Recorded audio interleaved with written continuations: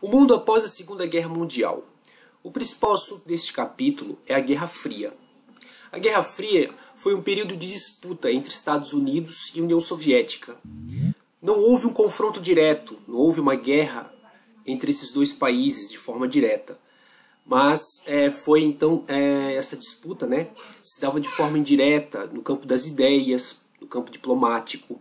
Então nós temos aí, bom dia, os Estados Unidos e a União Soviética competindo, por exemplo, na corrida armamentista, para ver quem construía mais, quem produzia mais armamentos, quem tinha um maior arsenal nuclear.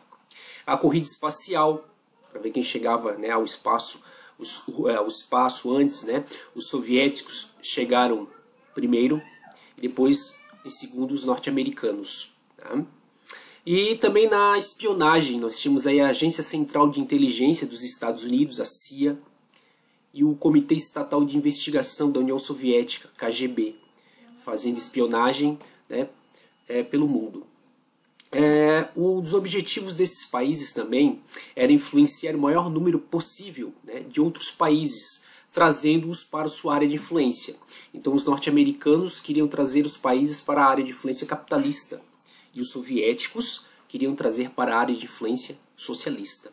E aí então nós temos algumas medidas, algumas ações desses países para ampliar sua influência. Por exemplo, os Estados Unidos criaram o Plano Marshall, que foi um plano de ajuda econômica e tecnológica para os países da Europa, destruídos após a Segunda Guerra Mundial. Com isso, os americanos então queriam tornar esses países dependentes do seu capital, da sua ajuda, e mantê-los na área capitalista. E também criaram a Organização do Tratado do Atlântico Norte, a OTAN, que foi uma aliança militar entre os países da América do Norte, da Europa Ocidental. A OTAN, então, visava proteger os países capitalistas de uma ameaça soviética. Enfim.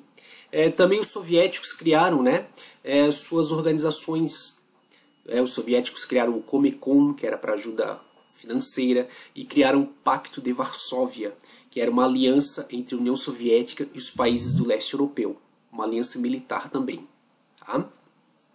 Estados Unidos e União Soviética também forneciam armas e apoio a países menores em guerra.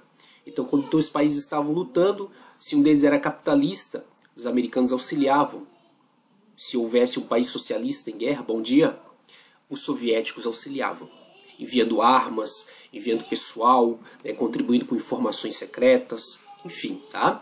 Então o mundo ficou dividido entre capitalismo e socialismo nesse período chamado Guerra Fria. Falando em divisões, temos também a questão da Alemanha.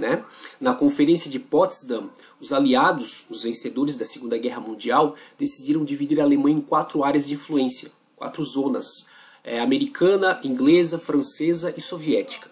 Posteriormente, essas áreas formariam 2 países, 2 Alemanhas: a República Democrática Alemã, ou Alemanha Oriental, que estava sob influência soviética, era a Alemanha socialista, e a República Federal da Alemanha, ou Alemanha Ocidental, capitalista. Tá? Então nós tivemos 2 Alemanhas.